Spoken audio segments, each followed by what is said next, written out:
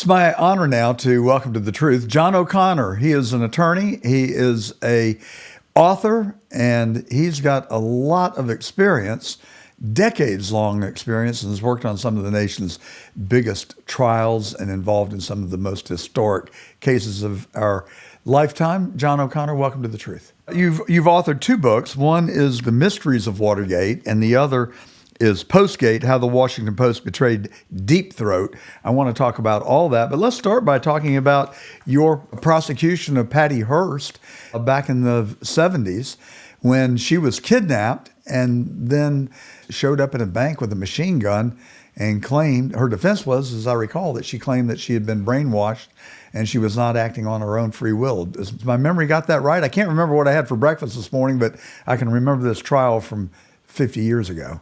The defense technically was one of duress, that is to say that she was forced into it, but the brainwashing was key to the case because she had to explain why for 2 years she didn't make a break for it. And the concept was that she had seemingly, and she made these statements, that she was part of the Symbionese Liberation Army that had kidnapped her. And so the question was she telling the truth? Was she being forthright there? Or was she brainwashed into being a member of this group? And so it's a very interesting defense. They had the world's leading experts on brainwashing, the Stockholm Syndrome, so to speak, testify in court. And my boss and I were in charge of the psychiatric portion of the case. So that was the most exciting part. So how old was she when she was kidnapped? I think she was 21. And I can't remember, did they nab her off the street or take her out of her home? What were the circumstances of the kidnapping? First of all, some of the gang had been burnt in a shootout with the police. The house went up in flames, but Patty was not there, and a couple other people were not there. So she was on the lam with a woman by the name of Wendy Yashimura, and they had been all over the country hiding out from the cops, and finally they were caught in a house in San Francisco. Yeah, but when she was kidnapped, what were the circumstances of her kidnapping? Oh, yes. She was in an apartment in Berkeley with her fiancé. She was living with him, and they broke into the Symbionese Liberation Army broke into the apartment, and they grabbed her. They kidnapped her. They put her in a car, and they took her off to the so-called safe house, where they kept her in one of these large Murphy bed closets. And that was where she was sort of imprisoned. And according to the government, she soon decided that she liked these people, thought they're pretty nice. They treated women equally, and they're nice people, and they had good ideals. And so she joined the gang. So what happened to her fiance? Was he harmed in the kidnapping? He might have been cuffed up a little bit, but he was just left behind and so forth. She sort of renounced her engagement to him and never really had anything to do with him again. Wow, what a story. And you were right there. So you met with her, right? You met with her while you were preparing for trial? We had permission from the court to bring our psychiatrist into jail, our main psychiatrist, and I was his so-called handler. I spent time with the psychiatrist, and so we went into the jail on a couple of occasions for him to interview her. And what was her demeanor when you met her? What were your impressions of her as a person? I thought she was a spunky young girl. Actually, I kind of liked her. She did not try to play act. I thought she was, like I say, a spunky young girl and had her wits about her. If I had to testify, which of course I didn't, I would have said she certainly didn't seem brainwashed to me. I kind of liked her. I think she had a lot to her. I don't think she was an intellectual, but I think she sort of went with her gut and liked the group that kidnapped her. That's simply what it was, and thought that they treated women equally. They were not patronizing. She felt her fiancé had patronized her, that he hung out with all these Berkeley radicals, so-called radicals, but even though they espoused radical ideas, they never acted on them. And they kept women beneath the men, so to speak, and subservient. And whereas this revolutionary group, they acted out on their ideals. They really had women in an equal position.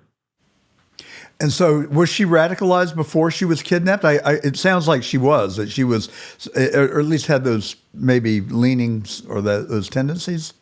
Not really. She would sometimes lash out. She would lash out at these people because they would sit around and pontificate. She was not an intellectual type of person.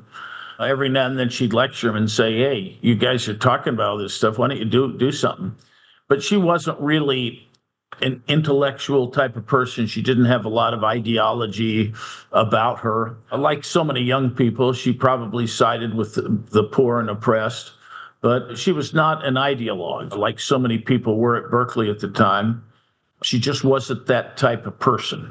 Pretty soon after she was kidnapped, she participated in the bank robbery and the famous scene of her with the machine gun in the bank lobby. That's right. That's absolutely right. How long after the kidnapping did she participate in the robbery? It was just 2 or 3 weeks. Unbelievable. Yeah, I was walking down the hall, and one of my friends who was on the bank robbery detail, he comes up to me and says, "Hey, I've got a picture from a bank robbery today. Who does this look like here, this bank robber?" I said, "Well, that looks like Patty Hearst." And he said, "It looks like Patty Hearst just robbed a bank." Oh my gosh. What? I mean, you just couldn't, you can't make that up. I don't even think that somebody that wrote fiction could write that into a script. And so she was tried and convicted. And was the charge bank robbery? Charged was bank robbery. And how many years did she serve? Well, she ended up serving a couple years. She had sort of a bad break there. The judge originally hearing the case and heard the trial, Oliver Carter Jr., was a friend of the Hearst family, and he'd bounced Patty on his knee when she was a young child. You can't make that up either. He decided he wasn't going to recuse himself. We didn't ask him to recuse himself, but he probably would have sentenced her to time served. The case switched to another judge who took a sterner view of it and thought that, well, we can't let her off because people will think it's because she's wealthy. So she served another year or so after the trial, which meant that she was in jail for a total of 2 years. And is she still with us today? Yeah, she's apparently very happy suburban wife in Connecticut.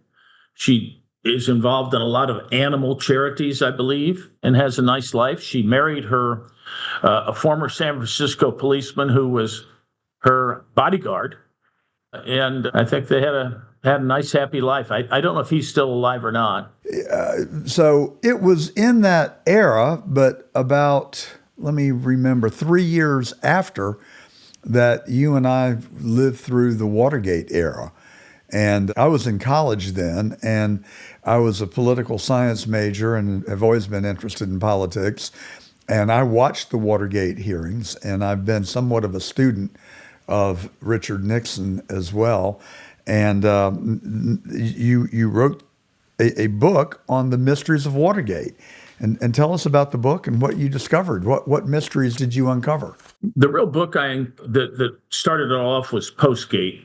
And the key to that is how the Washington Post covered up Watergate. They betrayed Deep Throat, covered up Watergate, and began today's partisan advocacy journalism. And in Postgate, what I go through is my dealings, not just with how I figured out Mark Felt was Deep Throat. Way back in the day, back in the 70s, I figured out he was Deep Throat. Then I met him 30 years later, talked him into coming out. And then in the process of dealing with the Post, I began to get suspicions that they were hiding something as Mark and I were writing a book after his revelation. And they were trying to keep me from publishing certain things. I began looking into them and realized that they were trying to cover up the fact that their journalism was, in a word, it was just untruthful. It was untruthful journalism. And as I show in Postgate, it was deliberately untruthful. And it's our most impactful journalism ever in our most serious political scandal. And we removed a president because of fraud by the media. Do you think it was fraud by the media, or was it fraud by the intelligence agencies of our country, namely the CIA? The CIA clearly had infiltrated the White House and had wrongfully denied being involved with Watergate. Of course, it's what they do. They deny these things. But the Post knew that as well. The Post knew that the CIA was involved, and they also knew that it wasn't a campaign operation that was involved in. It was people wiretapping naughty boys calling naughty girls down the street for a dinner date and things to follow. That's what this was all about, and the Post characterized it as coming from the White House. It did not, at least not from the Oval Office. Some younger folks knew about it, but also that it was a campaign operation. It was not a campaign operation under any way, shape, or form. Well, of the 6 burglars, 4 of them worked for the CIA. And Bob Woodward, his career really just prior to working for the Washington Post had been as a naval intelligence officer. And as I've read, he went to work for the Washington Post, and within 6 months, he was assigned the biggest story that's ever hit our nation. And he was a very improbable person to have gotten that assignment. And so Tucker Carlson has advanced the theory that Bob Woodward was really working for the CIA, and that it was very intentionally a plot to get Nixon. Richard Helms, the head of the CIA, had a very contentious meeting with Nixon in the White House, and in the heat of the conversation, Nixon said, "Well, I think I know who killed Jack." And Richard Helms's response was a complete ice cold stare at Nixon. 6 months later, he was threatened with impeachment. Here's what I would say to that. I would say that Woodward was not working for the CIA, that I think this all comes from a book, Silent Coup. I knew the author, the late Len Kolodny, was a good friend of mine. And he took it a little bit far. It's very intriguing in the evidence that comes up. Now, Woodward was not working for the CIA. However, there were 7 burglars and supervisors. There was only one person, G. Gordon Liddy, who was not either presently or formerly CIA. So it was all CIA stuff.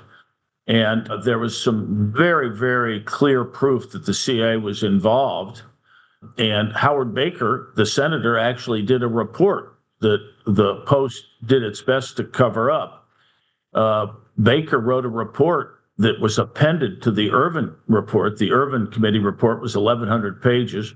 There was some late blooming. The CIA tried to hide some documents. They arrived after the televised hearing, so nobody knew about these documents. But the documents pretty much nailed the CIA as being involved.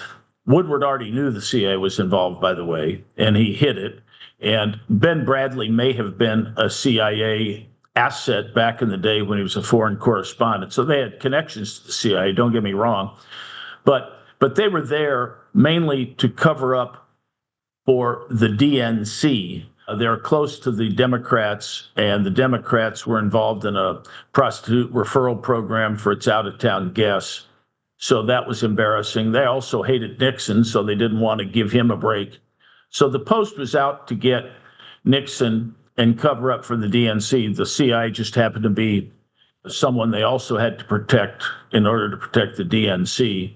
So they fought very hard to say the CIA was not involved, and they knew otherwise.